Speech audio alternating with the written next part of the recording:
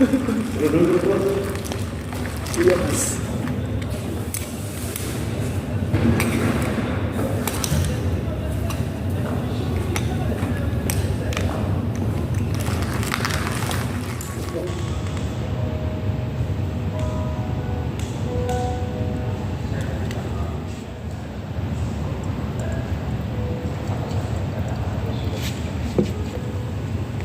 Buang di itu aja kan, yang jangkar putih.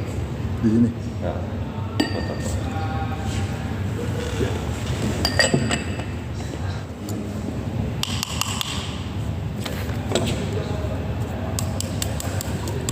Alam Marista.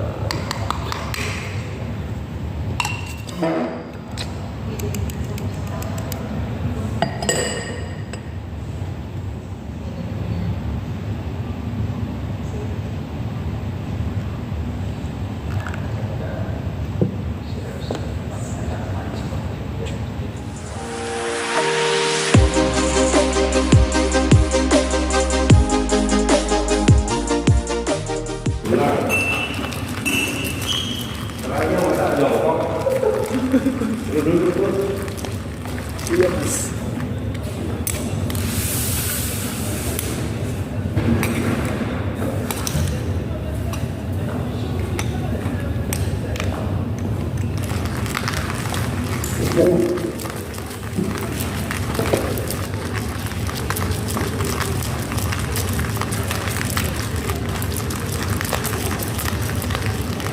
Bener ya.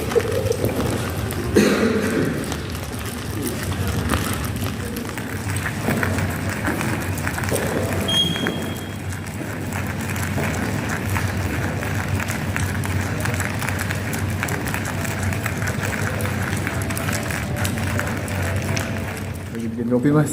Kopi apa nih? Kopi V60. Kita bikin house blend yang 70%, 30-30, 70-30. 70-nya Robusta, 30-nya Arabica.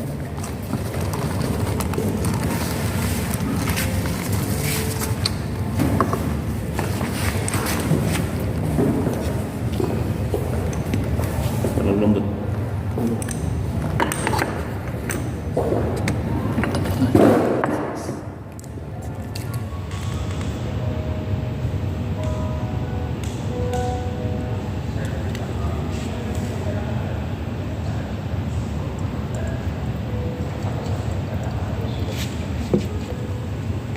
Buang di itu aja kan, yang jangkar putih. Di sini. Nah, kotak.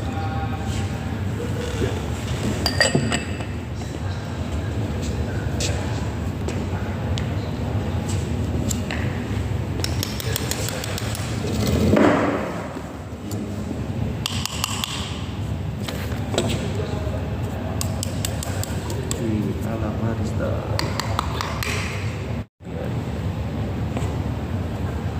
Kasih waktu. Kasih waktu biar gasnya pada keluar dulu.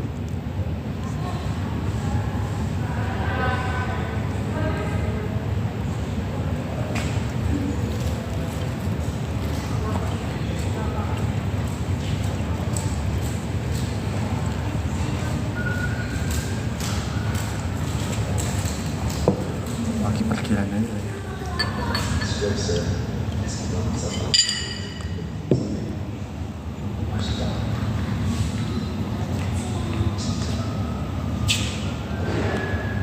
Ini merek ini.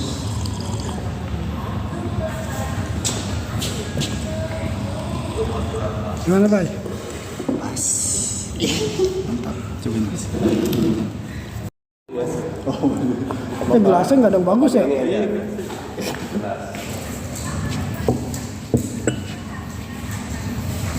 Mana Pak? Udah. Gimana mas? Beda gak sama yang biasa lu bikin?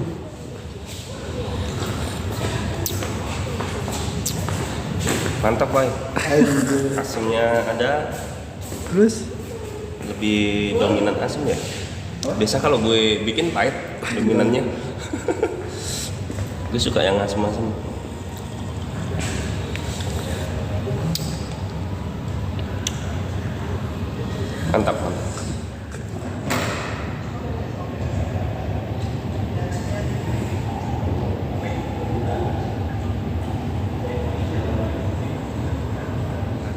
bikin kopi house blend yang dimana itu 70-30%, 70-nya itu Robusta, 30-nya Arabica.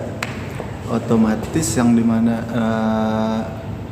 taste-nya itu, rasanya itu lebih dominan ke pahit, lebih tebalnya ke pahit dan lebih body.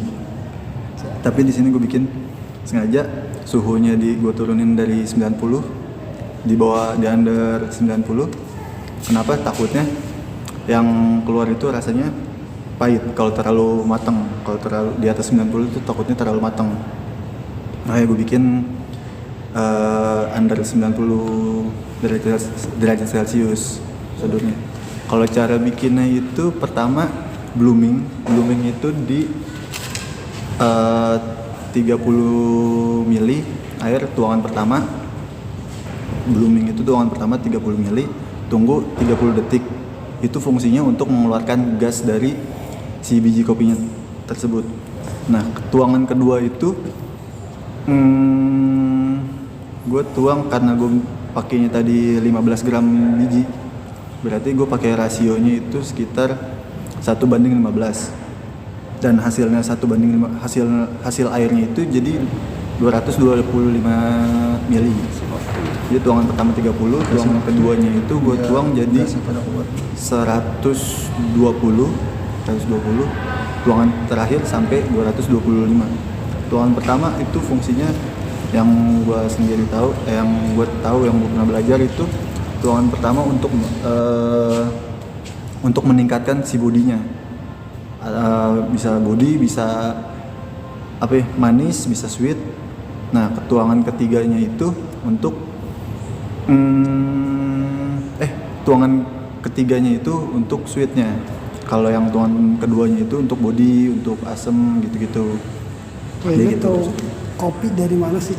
Kopi itu dari belajar, dari sharing-sharing ke teman-teman juga sih. Jadi di Tangerang ada komunitas namanya cangkir jalanan, kayak banyak temen yang di sana. Terus saya sih nanya-nanya otodidak gitu. Terus belum sempet karena kursus mahal, Mas. Kalau saya pribadi sih karena saya orang suka ngopi, jadi ada ketertarikan untuk belajar bikin kopinya sendiri. Karena saya mikir gini, saya lebih penasaran orang dulu tuh cara bikin kopinya tuh gimana sih? Cara dulu grinder itu pun belum ada kan zaman dulu. Di caranya numbuk segala macem, terus ngerostingnya kayak gimana, disangrainya gimana. Saya belajar dari situ, saya lebih tertarik ke situnya. Ya, semua gak sih di rumah?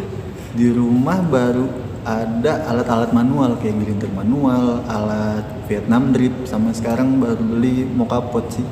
Bisnis kopi dulu pernah, sekarang bangkrut. Kalau mau bikin lagi, kemungkinan kecil sih kemungkinan untuk bikin coffee shop lagi. Kenapa sih bangkrut? Karena menurut saya untuk bikin coffee shop itu harus punya modal yang sangat besar. Kalau bikinnya cuma setengah-setengah bakalan kalah sama yang besar-besar. Bukannya pesimis, tapi dari riset yang saya lihat, orang-orang zaman sekarang tuh ngopi cuman kayak buat tempatnya, view-nya atau instastory kayak gitu-gitu. Masalah kopi enak apa enggaknya nomor sekian lah gitu. Gimana? Pertanyaannya tetap enak. Tapi yang beda lah, yang namanya pabrikan sama pure dari pohonnya pasti lebih nikmat, lebih fresh, lebih konsumtif lah. Justru karena saya dulu sempat bisnis bikin coffee shop itu, kuliah saya sampai sekarang terbengkalai. Ya, hitung-hitung 10 tahun lah kuliah. Gimana Pak? Mau dilanjut? Lanjut terus. Ya, pesan dong bagi pencinta kopi gimana? Untuk pecinta kopi,